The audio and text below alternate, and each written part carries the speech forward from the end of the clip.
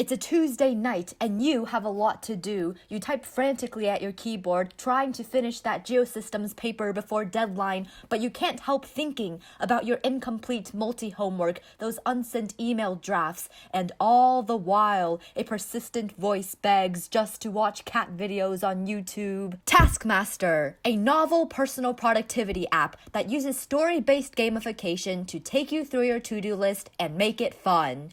I am Jessica Wang, and this is my mobile web research project.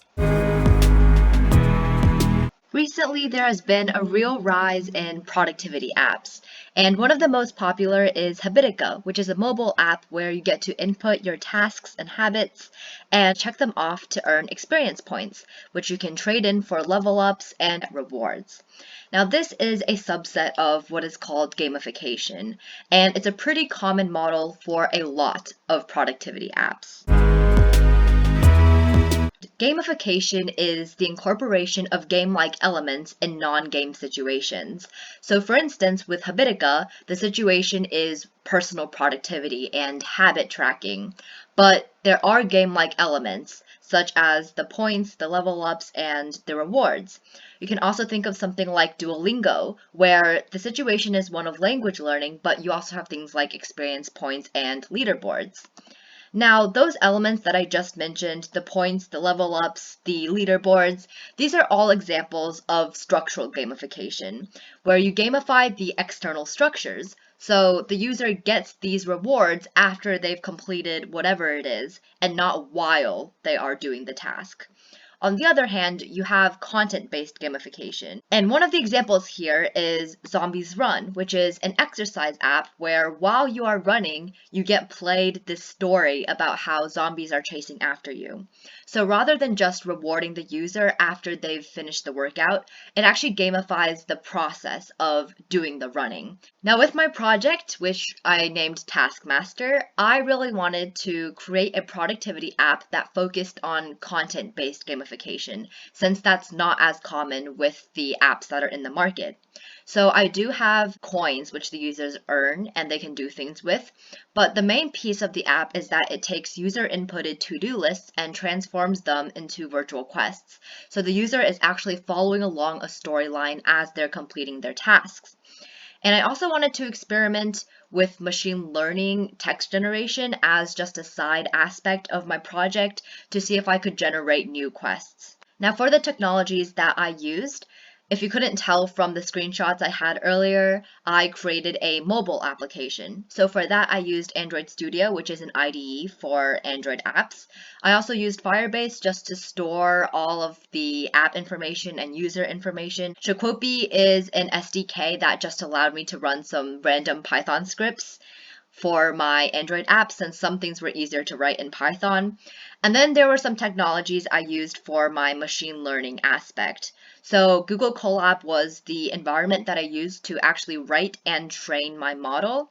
Flask I used to host my model online so that my Android application could access the model. And then RNNs, or recurrent neural networks, are a specific type of machine learning model that are really good with modeling sequential data, such as text. Now I'd like to go through a quick demo of my app.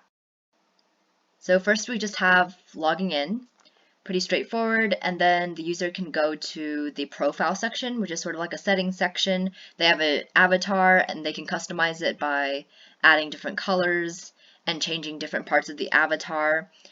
Update to save everything.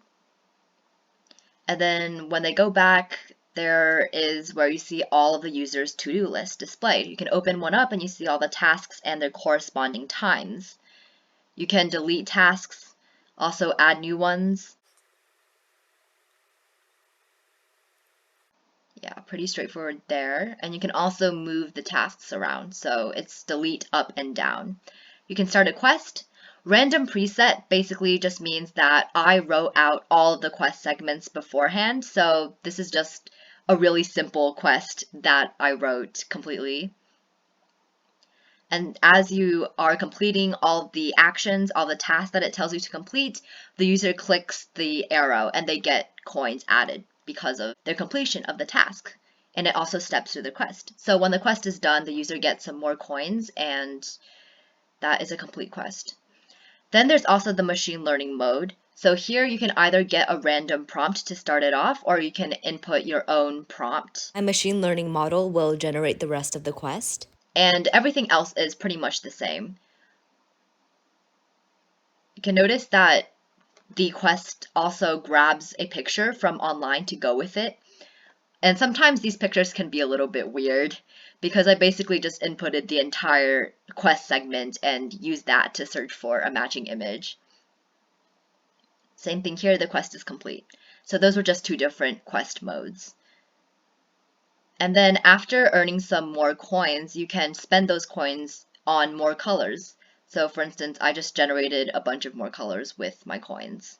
Now I'd like to go a bit more in depth into each of the steps, just a bit of the background. So for the authentication, this was really simple because Firebase basically provides a Firebase auth that is able to do everything for me. So there are two methods, one for sign-in, one for registering, and you can see that my users all show up in my Firebase console. Importantly, each user gets assigned a unique user ID, and that is how I'm able to access the current user's information throughout my app. Now we have the profile page. So I also have a database under my Firebase console, and that is where I'm storing a section called users, and under that section I have all the unique user IDs that we saw earlier. So for instance, under the current user ID, we see a profile section, and under that section, that has all of the information that I need to display this profile page. Now, when the user moves around and makes changes on the profile page, I also have methods to update Firebase accordingly.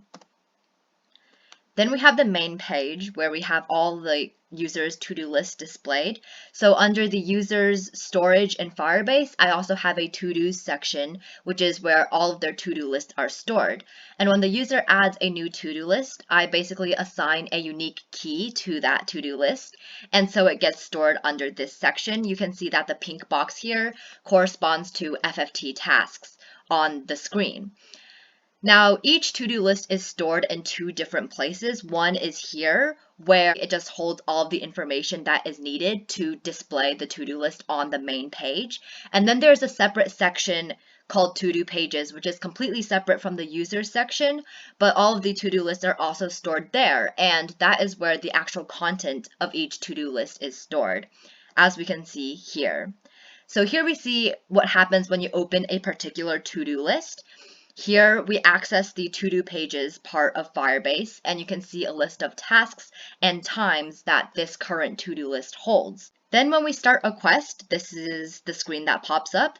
I earlier explained what random preset and ML generated do. There is a third mode called template quest, and that basically just means I have these pre-written templates with some fill in the blanks sections, and in Firebase I have a bunch of lists of things that you can put in those blanks. So my code in Android Studio basically just randomly selects some things from those lists to fill in the blanks with. And so for random preset and template quest, I just grab all of the information I need from Firebase, and then in my mobile app itself, I iterate through all of those quest segments. I would like to go a bit more in depth into the ML generated mode of this. So for this, I actually had to write a text generation model. Now, I started this before ChatGPT really came out, so I just decided to continue writing my own model rather than using an API. I used Google Colab, as I mentioned earlier, and there were some pre-processing steps, but the main piece of this was the actual model. So my model takes a sequence of characters, and it outputs everything in that sequence except for the first character plus the next character. So it generates text character by character. For instance, if you put in good night, it would output good night. And then I'd be like, oh, so T is the next character. And then I'd put in good night, and maybe it'll give me good night plus a space. And then I'd be like, oh, space is the next character. So it would go on and on like that. The actual model consists of 3 different layers. The embedding layer changes characters into vectors, which is important for actually getting it to work with the rest of the main model. And then there is a gated recurrent unit, which is a specific type of recurrent neural network. Now, as I said earlier, that is really good for sequential data, which is why I used it. And then we have a dense layer, which is kind of a normal, fully connected layer. So it's just something that is necessary to actually get useful output from all of that. So having a model architecture is just half of the way there, because you have to fill in that architecture with different numbers or weights. And based on what those weights are, your model could be really good or really bad. And the way that you get those weights that are really good is you have the model learn from examples, which is called training. So the examples that I gave my model were a bunch of choose your own adventure stories. And I was basically like, here's how text is supposed to work. And please write in the style of these stories. And so I trained the model, and then I stored my final weights and pushed my entire model to a Flask server, so it was able to be hosted online. And for that, Python Anywhere was a great website where I could just upload my files and it would host everything for me. So up here you can see my Python Anywhere website where I have the URL and then a prompt that I've inputted, and then it's really simple. It just generates a bunch of text based on my prompt. So everything else is the same. It's just that for the ML generated mode, I get my quest segments from my Flask server rather than my Firebase storage. Finally, for my pilot testing and to get my results, I had a lot of participants. Well, actually not a lot. I had 6 participants or so fill out a Google form where they just went through my app, tried out everything, commented on the user interface and the user experience. I also had a part of my Google form where they could actually do a little experiment. So I had them do some SAT questions and some other tasks before they used my app, just to see how long they would take and how motivated they were. And then I had them do some different tasks using my app. So I wanted to see what the difference would be in terms of the time needed to complete the tasks and the motivation that participants felt.